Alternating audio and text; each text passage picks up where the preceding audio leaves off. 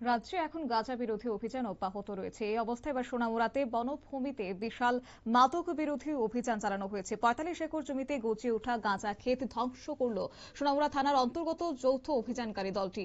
মাদক বিরোধী অভিযানে বড় সাফল্য পেয়েছে পুলিশ এবং বিএসএফ এর যৌথ বাহিনী, এমনই দাবি তাদের।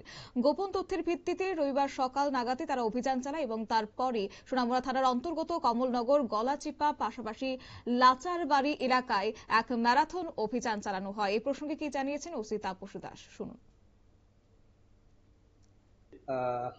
গোপন সংবাদের ভিত্তিতে আবারও আমরা একটা গাঁজা বিরোধী অভিযান করি, যেখানে অংশগ্রহণ করি আমরা সোনামুড়া থানা, সেই সঙ্গে ৮১ নম্বর ব্যাটালিয়নের বিএসএফ, যেখানে বাতাদুলা বিউপি, কলাচিপা বিউপি, ইউএনসি নগর, মতিনগর, কুলুবাড়ি এবং এনসি নগর এবং শ্রীমন্তপুর বিউপি যে আছে, সব বিউপি থেকে অংশগ্রহণ করেন। তো এটা আমরা সকাল 10টা 45 মিনিট থেকে শুরু করি এবং বিকাল 4টা 30 মিনিট পর্যন্ত চলে।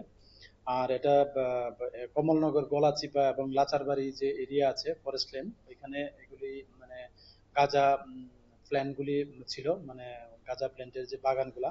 তো এখানে টোটাল 29টা প্লটে ছিল এই বাগানগুলা, এবং এখানে আনুমানিক ১,৮০,০০০-এর মতো মানে প্রিমিচিউর গাঁজা গাছ ছিল।